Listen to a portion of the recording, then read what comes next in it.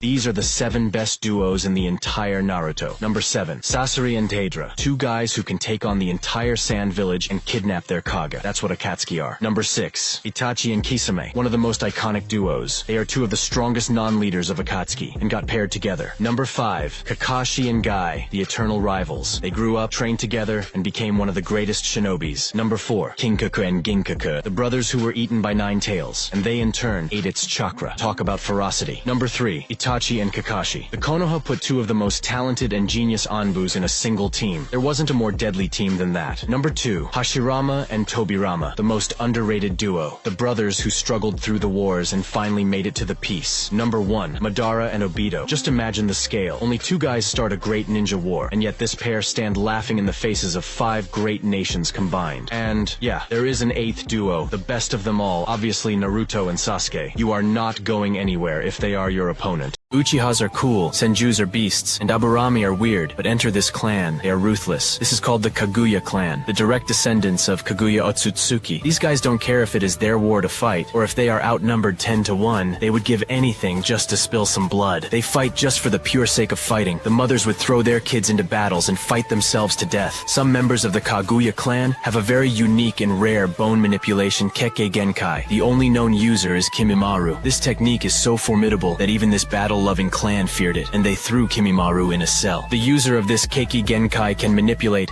and use his own bones as weapons. They have a different body structure than normal people, as Kabuto mentioned. Among the entire clan of barbaric people, only Kimimaru was the one to not love the killings. The hunger for battles had fogged their minds, and although the clan was fierce in nature, they had no tactics, which led to their annihilation by Hidden Mist Village. The last one to die from this clan was Kimimaru, and the clan is now extinct.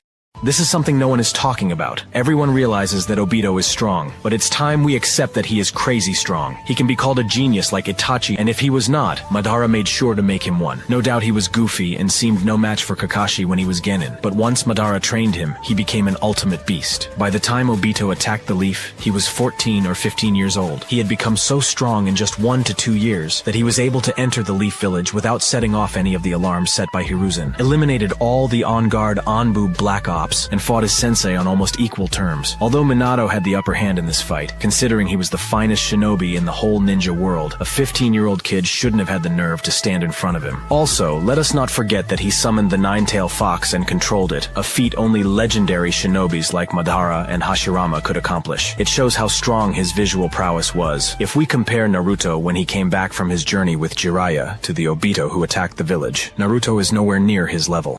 Kabuto was way more skilled than you might have thought. He was one of the greatest spies. His medical ninjutsu was second only to Senju's, and he was one of the most important players in the 4th Great Ninja War. For more context, hear this. He was noted to be comparable to Kakashi Hatake. He could slaughter Anbus with ease. He even told Kakashi to prepare at least 10 Anbus to capture him. Kabuto was an orphan, got a head wound, and forgot even his own name. Konoha's orphanage took him in and gave him the name of Kabuto Yakushi. From there, he joined Danzo's route, where he learned the art of espionage. Kabuto served as a spy in almost all the hidden villages. His manipulation was so point-on that after repeatedly appearing in Konoha's Chunin exams, no one even suspected him. Orochimaru couldn't have found a better resource than him, although he wasn't even near the level of Tsunade. He was considerably better at medical ninjutsu. Tsunade herself said that Kabuto is sharp and has a better knack for ninjutsu than her. Kabuto made some considerable adjustments to reanimation jutsu. After acquiring the sage jutsu from snakes, he claimed that he had far succeeded Orochimaru. Do you know what does this mean? And where did it come from?